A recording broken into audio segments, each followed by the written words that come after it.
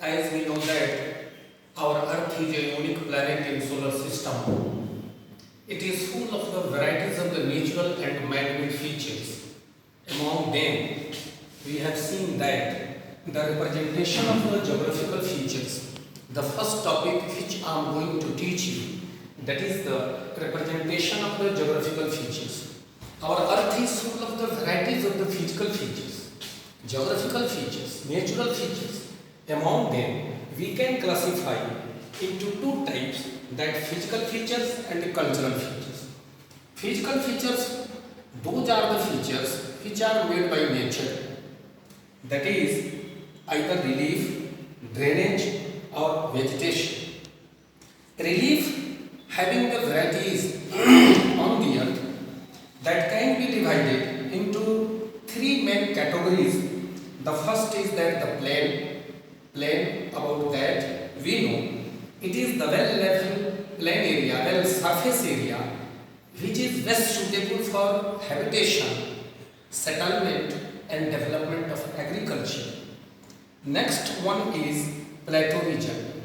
It is the landscape, it is the physical feature which is higher than the plain and lower than the mountain, and it is the storehouse of the varieties of minerals.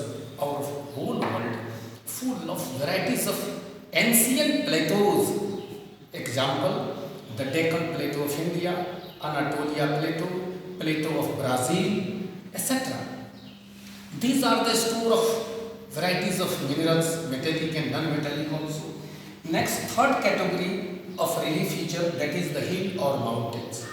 About hills, we know lower mountain, small mountains are called hills, like example Arauli Hills, Vindhyan Hills, Satpura Hills, etc. Mountains are the high rising landscape on the earth. These are the highest land features on the earth. Example, Himalayas, Andes, Rockies, Great Dividing Range, Atlas. These are the high rising mountains on the earth, and these are only not mountains. These are the group of varieties of mountains. Number of mountains, these are called mountain ranges. Example, Himalayan mountain ranges that is spread in our country, fortunately in northern side of India, acting as a border. It stretches from Jammu Kashmir up to Arunachal Pradesh with 2500 kilometers.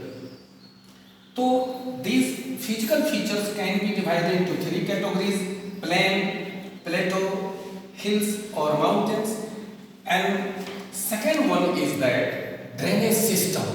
Drainage system, I mean river system. Those rivers are flowing on the surface of the earth are called drainage system. Drainage system, river system means main river including its all tributaries. About tributaries, already I have convinced. The small rivers or the short rivers, those come to join the main river, these are called tributaries. So a main river, a large river which kidnaps number of small rivers together form a drainage system or river system. Ganga river system, Brahmaputra river system, Huanghe river system, Niger river system, Mississippi, Missouri river system, Murray and Darling river system. Third one is that natural vegetation. Natural vegetation comprises all varieties of natural plants, including cover grasses, small bushes, climbers, creepers, small plants, tall plants, short trees, tall trees, together called natural vegetation. These are grown naturally, surviving on the earth, and we have seen the entire mountain ranges, plain area, either plateau region, those have very minimum chances of deforestation. They are full of the natural vegetation. Now just I am going to teach next topic, that is the cultural landscape or cultural topographies. Means that cultural topographies or landscape, these are the landscape or topographies features those are developed by human being. Those are created by human being on the earth. The first is that the means of transportation. About means of transportation, we know these are the transport which carry either goods and passengers from one place to another, like trains, buses, trucks, etc. In our country as well as all over the world, the developed means of transportation, that is the roadway, after that railways, then after pipelines, waterways, about I will teach in my next class. Second, that is the communication. The definition of communication, that is the means of communication. It is the means which communicate our message, either oral or written from one place to another. That is means of communication, like radios, televisions, cellular phones, radars, pagers, computers. These all are means of communication because they communicate our message, either a written message or oral message. Third is the irrigation. It is also developed by human being on the earth to irrigate our fields, irrigate our plants, vegetations. In irrigation, there are the varieties of the sources which we use as irrigation. That is the first, rainfall. Next is that the canals. Next one is that the wells. Next, tube wells. These are the developed means of irrigation. Those are found either in mountainous region or plain region. But generally in plateau region, ponds are used to irrigate our fields, and these are used as irrigation ponds. Rainfall water is collected through the ponds, and after that is used for irrigation in dry season. Next, general occupation. General occupation means that means which provide varieties of occupation for our people, that is called general occupation. Like this, sources of services, banking, teaching, engineering, labor work, herding, cattle rearing, poultry farming, agriculture. These all provides lots of occupational facilities for our people. Next, in this topic, representation of geographical features, just I am going to teach about the first topographical maps.